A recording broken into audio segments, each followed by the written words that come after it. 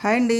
మా వారైతే పనసకాయ అయితే కోస్తున్నారు. మన పనసకాయ తెచ్చారనమాట. ఇప్పుడైతే ముగ్గిన కాయని కోస్తున్నారనమాట. మనకు కోసుకోవడానికి కావాల్సిన పదార్థాలు మనకి ఒక చాకు కానీ ఒక కొడవలు కానీ తెచ్చుకోవాలి. అలాగే నూనె, మంచి నూనె కానీ కొబ్బరి నూనె కానీ కొడవలకి చేతులకి మనం నూనె రాసుకుని కోసుకోవాలన్నమాట. లేకపోతే మనకి పాలు కారుతుంటాయి. మనకు ముగ్గిన కాయ అయినా సరే పాలు వస్తుంటాయి అన్నమాట పనసకాయకి. ఆ పాలు వచ్చినప్పుడు ఏమవుతుందంటే చేతులకి మనకి కొడవలకైనా చాకుకైనా అంటుకుపోతూ ఉంటుంది అనమాట. చేతుల నిండా మనకి దానికి శుభ్రంగా రాసుకుని అప్పుడు కోసుకోవాలన్నమాట. కోసుకుని తీసుకుంటే మనకి కొంచెం ఈజీగా ఉంటుంది. లేకపోతే కొంచెం చేతుల నిండా అంటుకుపోతే మనకి అది పోవడానికి కొంచెం ఇబ్బంది అవుతుంది అనమాట. కొంచెం ఎక్కువ టైం తీసుకుంటుంది. దాని మీద నూనె పెట్టి రాసుకుని తీసుకుంటే మంచిగా వచ్చేస్తుంది. అది చూసారా, కోసారు, చక్కగా ఇడిపోయింది.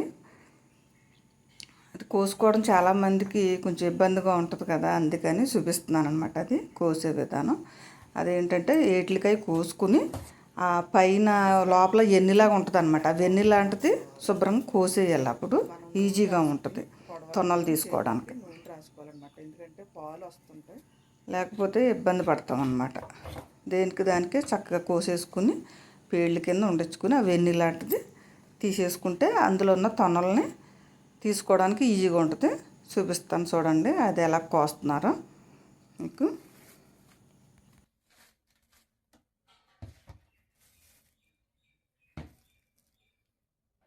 మనకి మధ్యలో ఎన్ని తొన్నలు మనం బయటకు తీసుకోవాలంటే అది కూడా అలా కోసుకుంటే మనకి తొన్నలు చక్కగా తీసుకోవడానికి ఈజీగా ఉంటుంది అన్నమాట.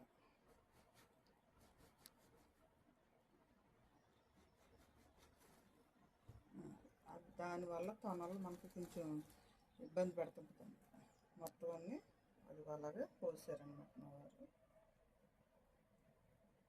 ఇంకా కొంచెం అక్కడక్కడ ఉన్నప్పుడు మనం కొంచెం కొంచెం కోసుకుంటే తొనలు ఈజీగా వచ్చేస్తాయి. ఎందుకంటే మన నూనె కూడా చేతులకు నూనె కూడా పాముకోవాలన్నమాట. మనం జిగురుగా అంటుకోకుండా ఉంటుంది. మనకి ఏంటంటే ఇందులో పాలు వస్తూ ఉంటాయి అన్నమాట.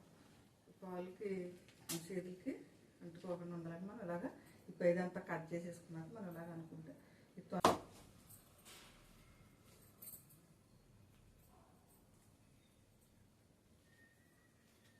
చూసారా ఈజీగా వచ్చేసినాయి.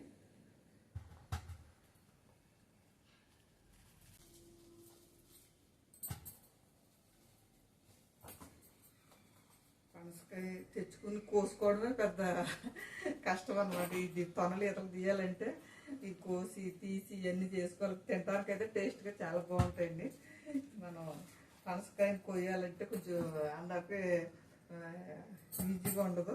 కొంచెం అలవాటు అయితే తప్ప. కానీ దీనికి కావాల్సిన చాకు అయినా లేకపోతే కొడవలైనా కూడా కరెక్ట్గా ఉంటేనే తెగిద్ది, లేకపోతే కష్టం. ఇవన్నీ పాలు అవి కారిపోతూ ఉంటాయి, చేతుల నిండా అంటుకుపోయి జిగురుగా అంటుకుపోతూ ఉంటాయి.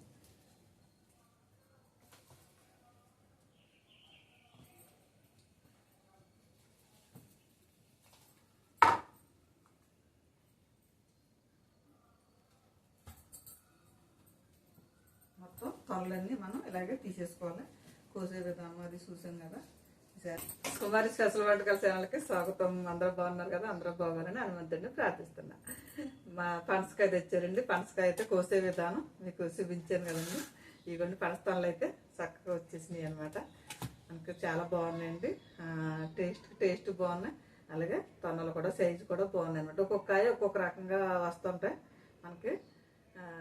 దీనికి కూడా మాకు శీలని తెచ్చారు. కాయ ముగ్గింది, సారి అయితే కోసేసారు. ఎందుకంటే కొంతమందికి కోసుకోవడం కూడా కొంచెం ఇబ్బందిగా ఉంటుంది కదా. అది కోసే విధానం ఎలా కోసుకుని మన తొనలు అయ్యి ఎలా తీసుకోవాలో కూడా చూస్తారు కదా. చూస్తే మీరు కూడా ఈజీగా కోసుకుని తీసుకోవడానికి కూడా బాగుంటుంది కదా అని నేనైతే వీడియో చేసి పెట్టాను అనమాట. మీకు కూడా మీరు ఇలా కూడా ఎప్పుడైనా తెచ్చుకున్నా ఇలాగా మనలో కూడా ఆరోగ్యానికి కూడా మంచిదేనండి. కాకపోతే ఎక్కువ తినేకూడదు. కానీ మనం ఒక 4-5 పళ్ళు, ఒక 4-5 తొనలన్నా తినొచ్చు. ఎందుకంటే కొంచెం వాతం అంటారు, దాని మీద ఏంటంటే భయపడతారు. కానీ మనం పనస పండు కూడా మనకి ఏంటంటే ఇది ఒరిజినాలిటీ కాయ మూల మనం పనస తొనలు కూడా ఏ టైంలో ఏ కాలంలో ఏ పండు వచ్చినా సరే మానకుండా తినాలన్నమాట. అంటే ఓవర్గా తినేకూడదు, కానీ కొంచెం కొంచెం పర్వాలేదు మనకి. ఇది కూడా మంచి బలం అండి, తినొచ్చు కూడా. తినేదే కాబట్టి మనకి బయట కూడా ఇప్పుడు విడిగా అమ్ముతున్నారు కాబట్టి కొనుక్కొని తింటుంటాము టౌన్లోని. మాకైతే పొలాల్లోంచి తెస్తున్నారు కాబట్టి కోసాము. ఓకేనండి, బాయ్ అండి.